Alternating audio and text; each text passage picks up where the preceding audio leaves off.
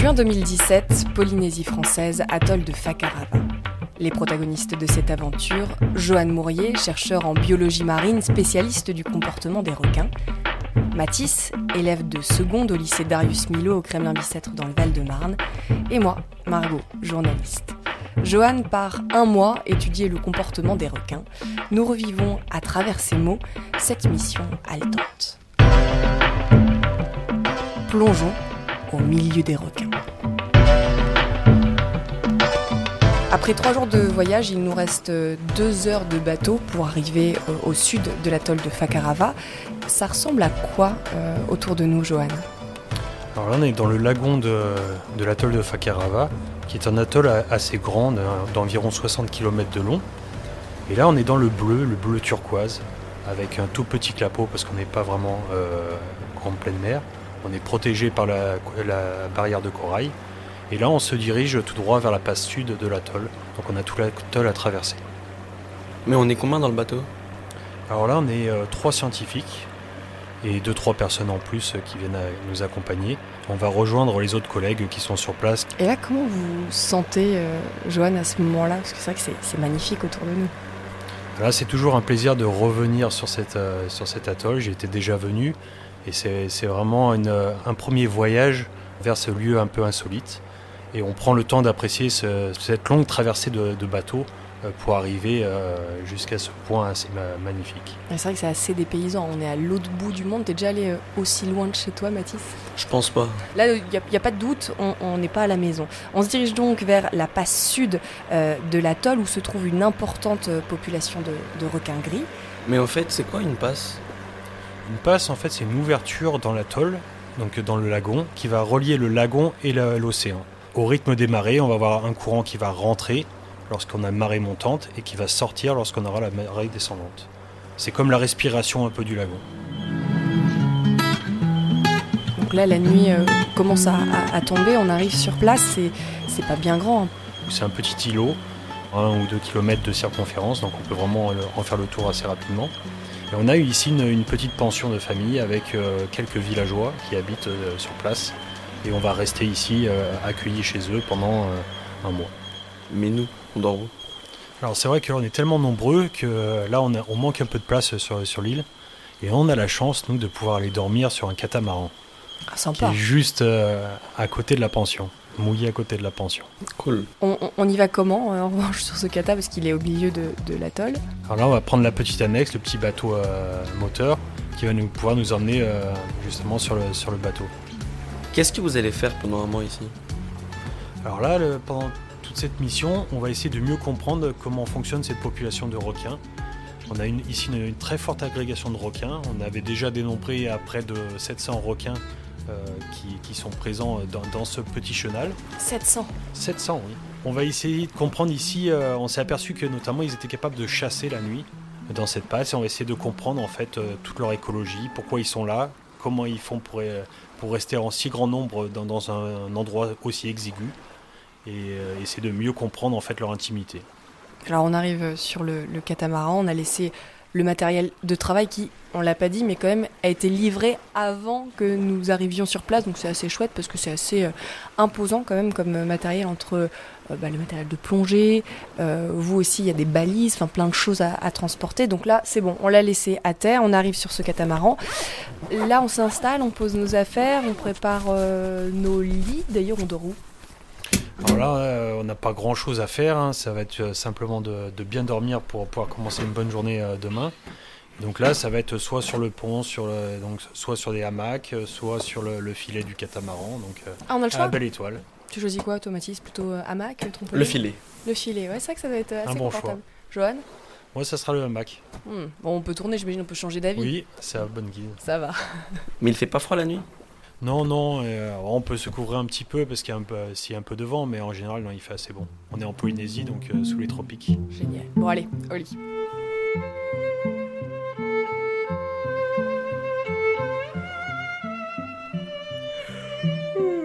Vous avez bien dormi ? Oui, très bien. Réveillé juste par les rayons du soleil et la petite chaleur qu'on sent venir au lever du soleil, donc c'est très agréable. Et il se lève tôt en plus, non? Ah là oui, c'est plutôt vers 5h30, 6h du matin, donc il faut être matinal. Toi ça va, t'as bien dormi sur le trampoline? Moi ça va. Moi je testerai alors. Bon c'est bien, il faut profiter, il n'y aura pas beaucoup de longues nuits, en tout cas de nuits complètes pendant la mission. On va devoir travailler la nuit. Pourquoi? Les requins chassent la nuit et le jour ils se reposent. Donc si on veut étudier et comprendre ce qu'ils font la nuit, leur activité, leur phase d'activité est en début de nuit. On va aussi devoir les attraper pour leur poser des émetteurs, des balises. Et ça sera aussi à faire la nuit. Mais avant ça, il faut qu'on installe les fameux émetteurs de télémétrie acoustique. Qu'est-ce que c'est? Déjà, ça fait à peu près la taille d'une bouteille d'1,5 litre, c'est ça, en grosso modo? Ça sert à quoi? Malheureusement, sous l'eau, on ne peut pas utiliser de GPS comme on pourrait le faire sur des animaux terrestres. Donc là, on doit utiliser la technologie acoustique. Donc là, ça correspond à un hydrophone, un récepteur qui va être fixé au fond de l'eau. On va quadriller la passe comme ça avec plein de récepteurs. Et chaque fois que l'animal va passer devant ces récepteurs, ces hydrophones, ils vont être captés. Donc comme ça, on va pouvoir suivre leur déplacement. Et vous faites quoi, vous, Joanne? Là, on va se mettre à l'eau avec mes 2 autres collègues et on va essayer d'installer donc ces récepteurs. Il faut savoir qu'il faut les espacer d'environ 100 mètres, donc ils ont 50 mètres de rayon en fait d'action. Et il y en a combien à planter? On en a 25 à mettre. Donc on va le faire en plusieurs plongées et il va falloir les installer assez précisément. Donc on va planter des piquets dans les interstices du corail et on va pouvoir donc attacher donc, ces récepteurs sur le fond. Bon bah c'est parti, on saute à l'eau. Allez.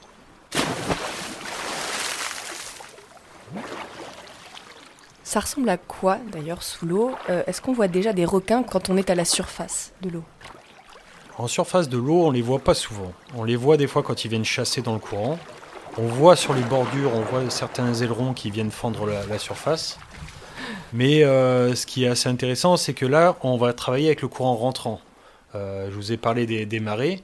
Et là, en fait, on va se faire déposer du côté océan et on va faire une dérivante.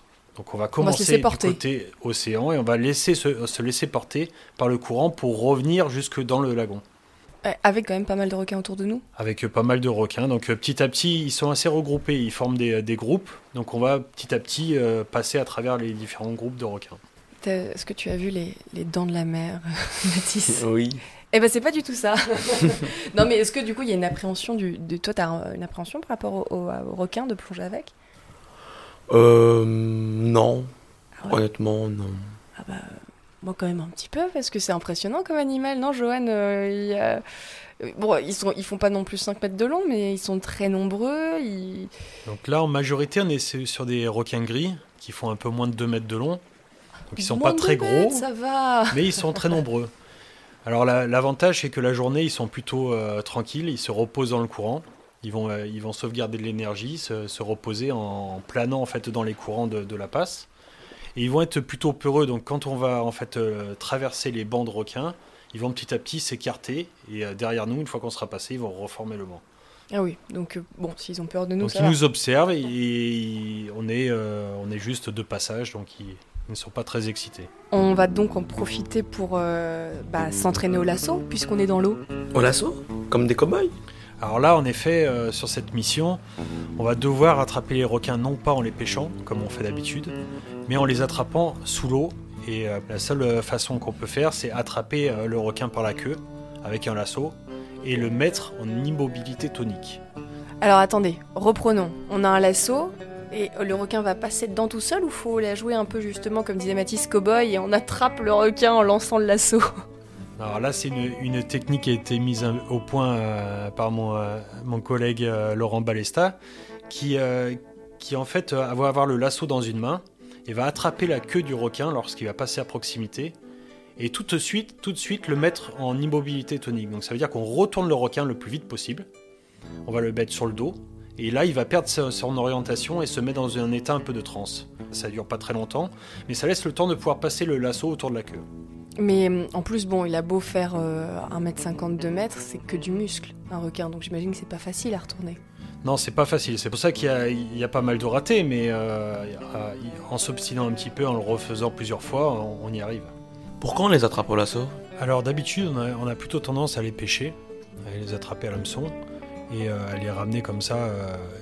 Sauf que là, en fait, les autorités ne nous ont pas autorisé à le faire. On est dans une réserve naturelle et on ne nous a pas autorisé, même pour la recherche, à le faire. Par contre, on nous a autorisé à les attraper sans hameçon.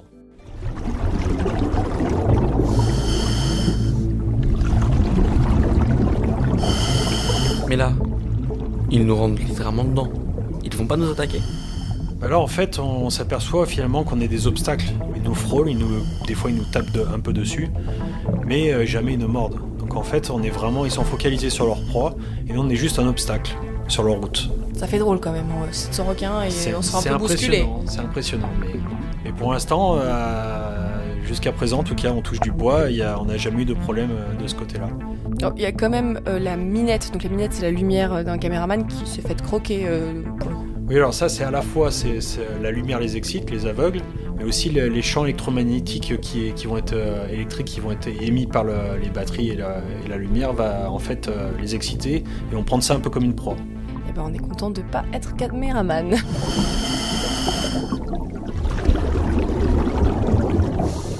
Après une semaine d'installation du matériel, d'entraînement au lasso, on peut enfin commencer notre travail. Il fait nuit, on est aux alentours de 20h. Nous sommes à bord du bateau de plongée, de l'autre côté de la barrière de corail, côté océan. Là, comment ça se déroule ? Alors là, on est plusieurs équipes. Donc c'est un travail de coordination. Il y a une équipe de plongeurs qui est équipée avec le lasso en bas et qui va essayer d'attraper les requins. Pour cette première plongée, vous restez à bord ou vous allez au fond de l'eau aussi ? Alors nous, du coup, les scientifiques, on reste à bord. Parce qu'on va devoir s'occuper justement de faire les chirurgies sur le requin et de manipuler le requin. Et on a les collègues en dessous qui vont attraper justement les requins pour nous. Et on attend combien de temps ? Comment ça se passe ? La corde, elle tire, parce que là, il fait une nuit noire autour de nous. Nous, on est à bord. On sait qu'en dessous, ça s'agite. Il y a 700 requins. Ça doit être quand même particulier à ce moment. Alors là, en fait, on s'est donné un protocole. Lorsqu'un requin est attrapé, le plongeur va tirer 2-3 coups secs sur la corde pour nous faire le signal qu'un requin est prêt. Donc dès il y en a un qui est pris, on a notre collègue Charlie qui va tirer la corde et qui va remonter petit à petit sur le requin. Ça tire, c'est lourd, on sent que ça... Ça tire un petit peu, mais vu qu'il est attrapé par la queue, on arrive facilement quand même à le remonter. Le plus dur est lorsqu'on va l'amener jusqu'au bateau, parce que là, il va falloir le maîtriser et l'immobiliser. Heureusement, on a amené avec nous un brancard qu'on a installé le long du bateau. Ah, là on dirait d'ailleurs que quelque chose se passe. Charlie est en train de tirer justement la corde et de remonter doucement le requin. Il semble qu'il y ait quelque chose au bout. Donc on attend qu'il le remonte. Mais vous, Johan, c'est quoi votre rôle ? Alors moi ici, c'est qu'une fois que le requin va être le long du bateau, il va falloir que je le fasse rentrer dans le brancard et que je l'immobilise. C'est pas le rôle le plus simple. C'est pas simple. Il va falloir donc que je l'attrape par les deux pectorales, nageoires pectorales, ce qui va permettre de pouvoir le maintenir. Donc sur le dos. Alors, dans un premier temps sur le ventre, et dès qu'on peut, une fois qu'il s'est calmé, essayer en effet de le mettre sur le dos. Comment on fait pour pas perdre un doigt ? Alors là, il faut être très vigilant. On connaît notre métier, c'est pour ça que tout le monde ne fait pas la même chose. Donc là, en fait, je vais simplement attendre qu'il se calme aussi, de pouvoir ne pas prendre de risques. Une fois qu'il s'est un peu calmé, je vais prendre les deux pectorales qui vont le maintenir, comme si je l'attrapais par les bras. Et à ce moment-là, je vais le retourner et le maintenir tout simplement. Pareil, comme ça. Là, en fait, le problème, c'est que d'habitude, on est habitué à les pêcher et l'hameçon fait que la gueule est maintenue. Ici, il ne va pas être maintenu, il est maintenu par la queue. Donc il faudra faire attention. Et une fois que je l'aurai maintenu, mon collègue Charlie va tenir le requin par le lasso, donc va tendre le lasso, ce qui fait que le requin va moins bouger. Et là, j'ai mon collègue Yanis qui, lui, va venir faire la chirurgie pendant qu'on maintient le requin. Donc c'est une petite balise qu'on va lui mettre sous la peau. Alors là, en fait, on vient faire une petite incision au niveau de l'abdomen, de quelques centimètres.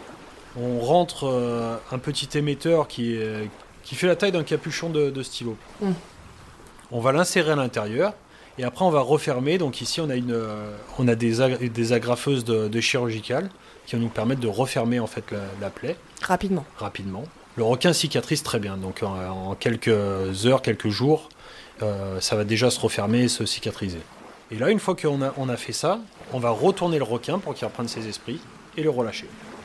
On doit en marquer combien ? Alors on doit en marquer une 40aine. Donc il y a encore du boulot, ouais. À peine a-t-on fini qu'un autre requin est remonté, ça enchaîne. Et là, qu'est-ce qui se passe ? On voit une masse arriver des profondeurs dans la pénombre, parce qu'on est de nuit. Hein. Oh, l'angoisse. Et là, j'avoue que là, j'ai un petit réflexe de recul. Il faut imaginer une bête d'un peu plus de 4 mètres de long qui arrive dans le noir comme ça en mode furtif. Simplement, un grand requin marteau est venu essayer d'attraper sa proie favorite, qui est le requin gris. Et on a vu la masse tout de suite retomber au fond, repartir au fond. Et c'est vrai que c'est quelque chose d'assez impressionnant. Faut avoir le cœur bien accroché quand même quand on fait ce métier. Faut avoir le cœur bien accroché. Que vont nous apprendre ces marquages ? On va pouvoir suivre pendant 1 an tous les déplacements des requins lorsqu'ils seront dans la passe, donc dans les réseaux de récepteurs qu'on a placés. Et donc là, on apprend des choses sur le comportement des requins, notamment lors de la chasse. Alors, on va tout d'abord savoir quand est-ce qu'ils sont dans la passe, tout simplement. Donc là, dès qu'ils vont être dans la passe, ils vont être captés. Savoir s'ils le sont toute l'année, ou si c'est juste des requins de passage et qui vont s'échanger. Finalement, il y en aura toujours, mais sous l'eau, on n'arrive pas à les distinguer. Donc là, ça va nous permettre de distinguer aussi leur présence. Et après, on va pouvoir comprendre en effet quelles sont leurs périodes d'activité, quand est-ce qu'ils chassent, et comment ils vont... Est-ce qu'ils vont former des groupes de chasse, à quels endroits ils chassent. Est-ce qu'ils la jouent collectif ou pas ? Exactement. C'est le soleil et la chaleur dès le matin qui nous réveillent, c'est aussi ça, on l'a vu, dormir à la belle étoile. On petit déjeune sur la terre ferme à la pension, où là, on n'a pas le temps. Si en général, on prend quand même le temps de faire un petit briefing le matin, autour du petit déjeuner. Alors là, c'est assez sympa, on est sur un petit ponton de la pension, on prend le petit déjeuner qui donne sur la passe. Plutôt idyllique. Donc là, on voit quelques ailerons là, qui nous tournent autour. Ah, ils viennent jusque-là. Ils ont peut-être des fois droit à un petit bout de pancake qui traîne. C'est comme nous, on a les chiens qui viennent autour de la table, là, c'est les requins. Et là, il y a les requins qui se baladent, donc c'est très paisiblement, donc c'est un agréable lever. Et là, on se prépare du coup à la journée de plongée, de travail. Bon, le petit-déj est avalé, on secoue la nappe par-dessus le ponton pour donner à manger aux requins. On se prépare. Aujourd'hui, on va donc plonger pour compter les requins. On a bien vu la nuit dernière qu'il y en avait beaucoup. Comment allez-vous faire, Johan ? Alors, on a mis en place une technique assez originale et finalement assez simple. C'est que, encore une fois, on va utiliser le courant de la passe. Ce courant, donc, il va nous porter de l'océan jusqu'à l'intérieur du lagon. Et en fait, ça va nous aider à nager rapidement et à traverser la passe. Et là, vu que les requins forment des grands bancs au milieu de cette passe, l'idée est simplement de passer à travers ces murs de requins avec une caméra le plus vite possible, afin qu'on puisse filmer tous les requins qui passent dans le champ de la caméra et d'éviter qu'ils reviennent dans le champ de la caméra pour justement pouvoir compter tous les requins qu'on a pu voir. Vous avez un petit moteur quand même pour vous aider ? Alors la passe est longue, donc j'ai en effet à ma disposition un petit scooter sous-marin qui va me permettre en fait d'avoir d'aller le plus vite dans les phases de transition où on a peu de requins et arriver tout de suite sur les gros bancs de requins pour pouvoir vraiment les compter et pas perdre de temps. Alors on embarque sur le bateau de plongée, c'est toujours impressionnant quand on passe du lagon à l'océan où justement passer la barrière de corail, il y a ces vagues où faut y aller quoi, faut envoyer le moteur pour la passer. Voilà, on a un bon petit clapot en général avec des vagues qui peuvent en effet un peu déferler. Mais voilà, après une fois qu'on est sous l'eau, on ne le sent plus du tout par contre. Donc dès qu'on est sur le bateau, on est un peu secoué, on n'a qu'une envie, c'est de se retrouver à l'eau avec tout le matériel. Et là, on est un peu comme en apesanteur, on n'a plus du tout cette sensation de mouvement et on se laisse aller. Ouais, c'est très agréable sous l'eau, c'est vrai. Entre chaque groupe de requins, on l'a dit, faut aller vite. On utilise donc le petit scooter, c'est son nom, pour relier les groupes. Et c'est assez drôle parce que quand vous utilisez le scooter, on a l'impression que les requins se dandinent. Ah oui, alors là, le requin gris a cette particularité lorsqu'il se sent un peu menacé, il va en fait faire ce qu'on appelle un comportement agonistique. Il va nous montrer qu'il est menacé. Et il va, comme un chien va montrer les crocs, il va se dandiner, rabattre ses nageoires pectorales et montrer qu'il risque d'attaquer si on continue à l'embêter. Ah oui, donc c'est pas drôle du tout en fait. Non, en général, quand on commence à voir ce comportement, il vaut mieux arrêter ou en tout cas s'éloigner et dans ce cas-là, arrêter le scooter. Au moins ils préviennent, c'est sympa.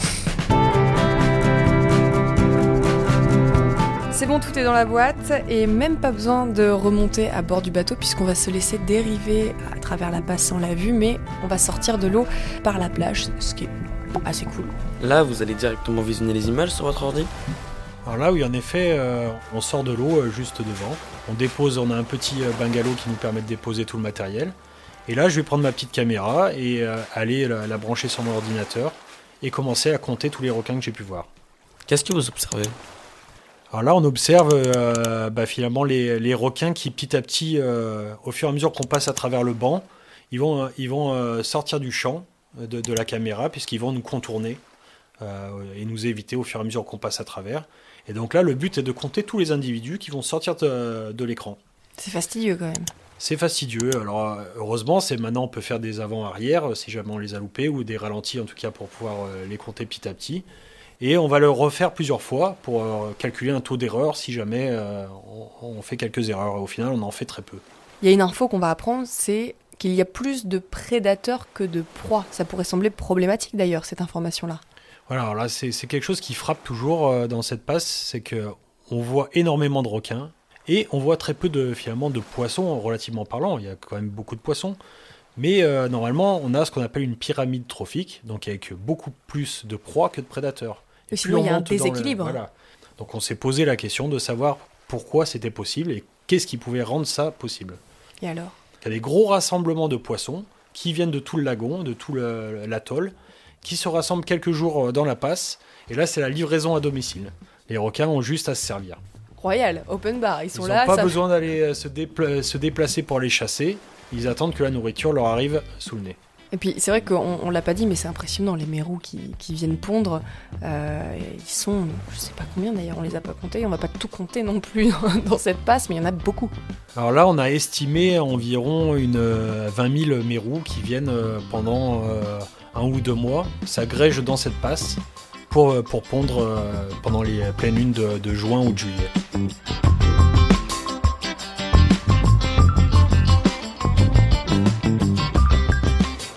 Un mois s'est écoulé, au total une quarantaine de requins a été marqué. Joanne, vous avez perdu une petite dizaine de kilos. Poissonnerie et plongée tous les jours, ça use. Il y a un sujet dont on n'a pas parlé quand même.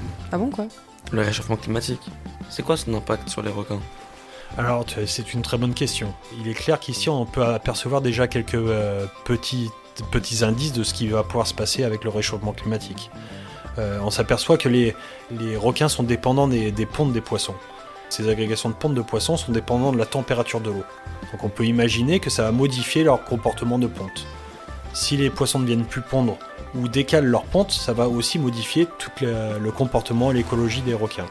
Donc on peut imaginer que ça va les impacter indirectement en tout cas. Et puis en plus, si la température de l'eau augmente, la température du requin aussi. Voilà, le requin est un poisson, il est ectotherme, donc il va en fait avoir la même température que le milieu extérieur, contrairement à nous qui sont homéothermes, donc on va réguler notre température pour toujours avoir la même température.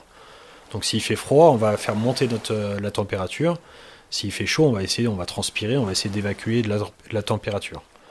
Donc le requin, lui, il ne va pas avoir ce mécanisme.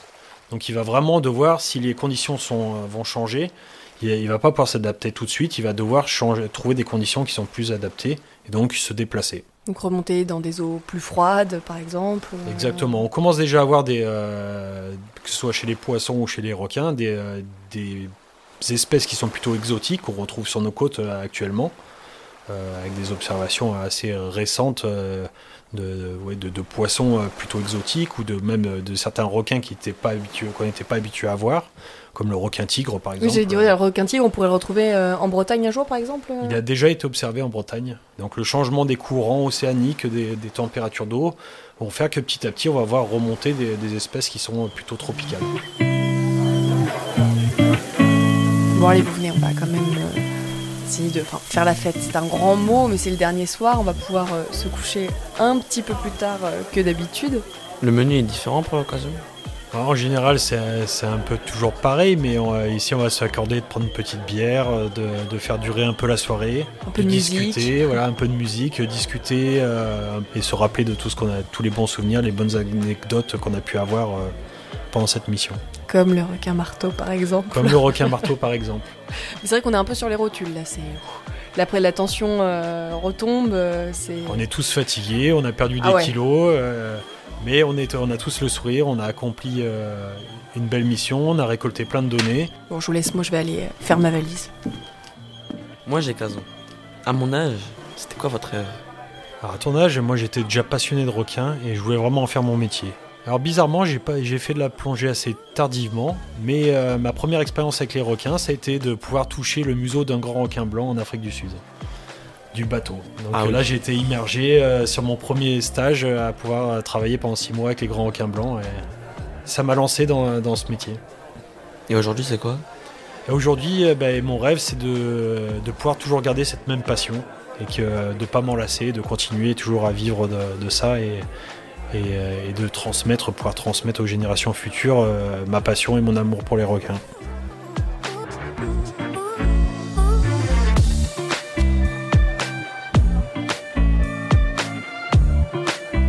Plongeons au milieu des requins avec Joanne Mourier, chercheur en biologie marine, spécialiste du comportement des requins. Un podcast produit et réalisé par René Prod en partenariat avec l'ADEME, l'Agence de la transition écologique, Gobelin, l'école de l'image, et pour cet épisode, le lycée Darius Milhaud au Kremlin-Bicêtre dans le Val-de-Marne, un lycée public engagé dans l'éducation et développement durable.